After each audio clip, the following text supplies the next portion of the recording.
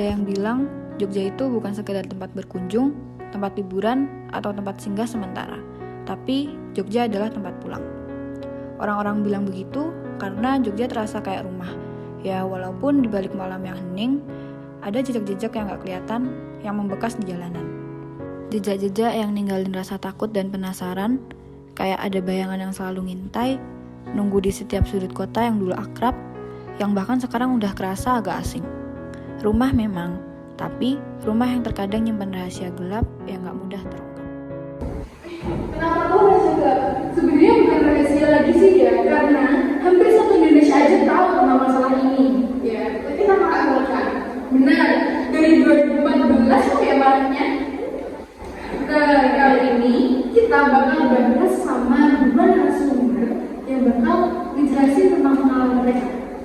Ya, perkenalkan, nama saya Mas Lis. Di samping saya ada kakak X geng saya yang bernama saya Cak Kodro 81 SNI Kami Kacul Saya DJ Tebang Remix.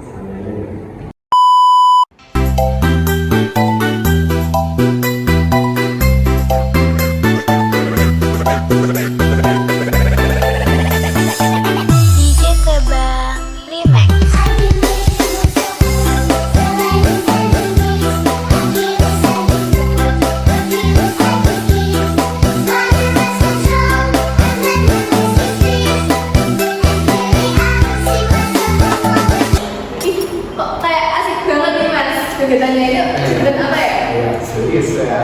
Jadi tanda itu nambah kekerenan, kekuatan, dan aura yang sebelum kita beraktivitas. Wih, berarti itu ritual atau gimana sih mas sama gengnya yang dulu? Kalau dari ritual sih enggak ya, tapi ketika kita melakukan itu rasanya langsung nambah kekerenan. Auranya langsung keluar gitu ya? Nambah kekerenan. Keren. Nah, kalau Mas Chris ini gimana kok sampai bisa ketemu sama Mas Johan? Jadi waktu itu saya pulang sekolah, dan saya pulang sekolah biasanya melewati ring road ya. Nah, di ring road itu adalah sebuah geng besar di Kabupaten Sleman ini. Ada geng besar lewat.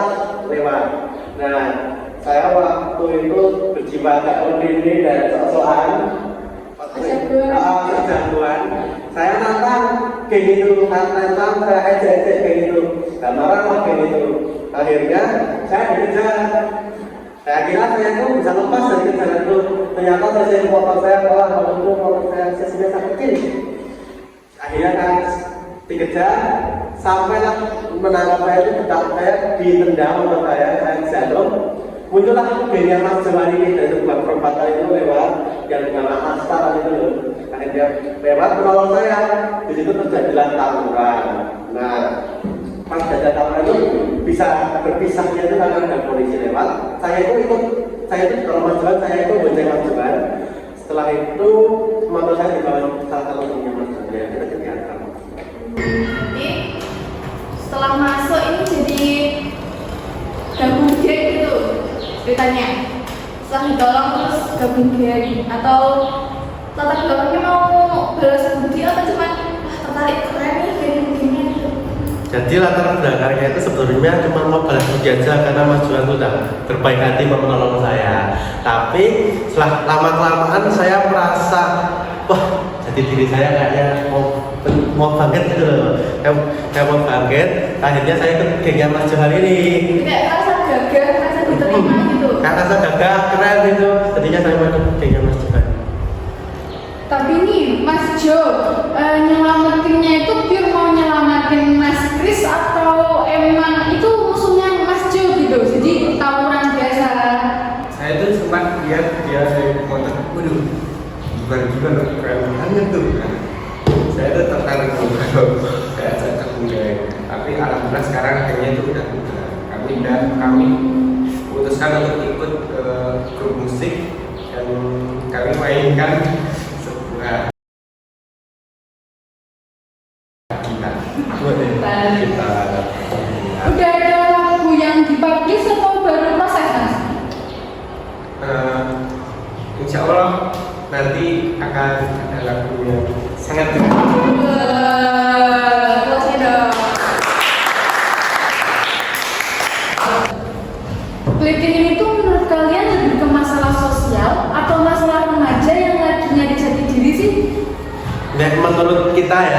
kritik itu tuh masalah remaja yang mencari jati dirinya gitu.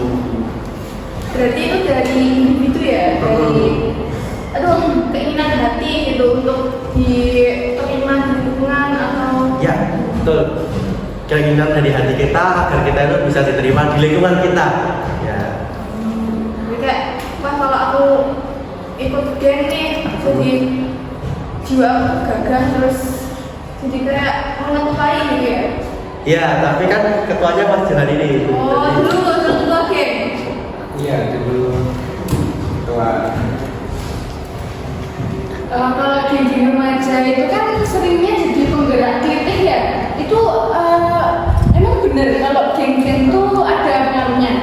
Kalau itu sih kurang setuju, tapi lebih banyak tuh gangster itu kayak misalkan kita aja, tapi biasanya gangster itu kayak orang-orang yang mampu, orang-orang yang mampu. Tapi kalau masalah gangster kritik itu kecil kasusnya, biasanya cuma misalkan kayak Berarti kayak tiap geng itu ada musuhnya nih mas. ya pasti dong. Pasti itu. Ya. Siapa yang terkuat akan ditunjukkan di jalanan. Aduh. Kita mumpung lagi ngomong-ngomong soal kritik nih.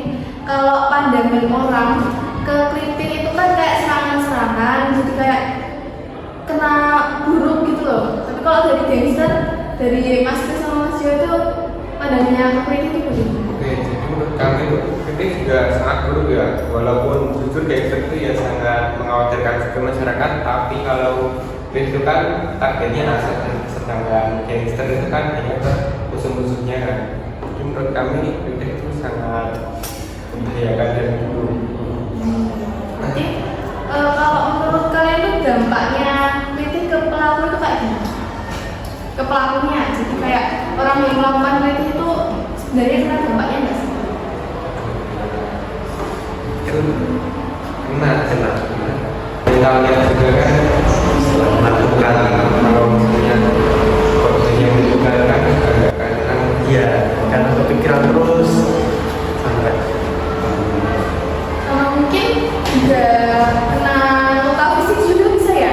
ya mungkin waktu kita melakukan kritik itu kita ketangkap oleh warga, akhirnya terjadilah luka fisik. Kan mungkin nggak mungkin lah kita langsung dilepaskan aja oleh warga, pasti kita akan diajar tentang itu kalau Jadi emang ada beberapa kejadian yang kritik itu lawan warga gitu ya karena warganya dia terus memberontak. Iya. Dan warga kan juga sangat benci sekali sama kritik itu ya, karena sangat merugikan sekali. Berarti kan juga nama kita kalau ada orang bilang ini tuh kritik jadi kayak tercemar gitu kan namanya. Iya. Nah, itu gimana menurut kalian?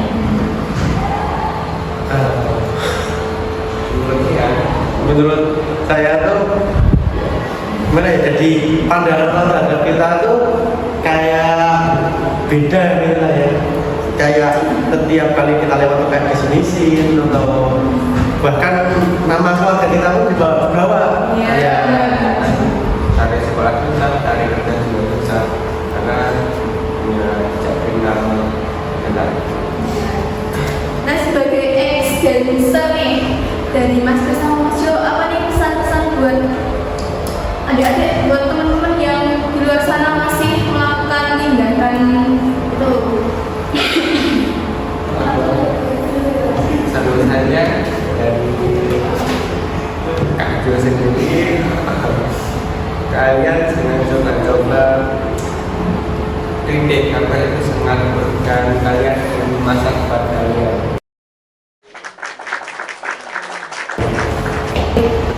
Oke, gak terasa podcast kita udah mau selesai. Semoga kalian mendapatkan 1% pencerahan dari podcast kita kali ini. Mungkin sampai sini aja podcast kita hari ini. Sampai jumpa di podcast selanjutnya kalau ada kesempatan. Petik mangga di bawah terik. Cakep. Jangan lupa dibawa pulang ke rumah. Cakep. Jadi anak muda harus cerdik. Cakep. Pilih jalan yang benar biar itu berkah. Yeah.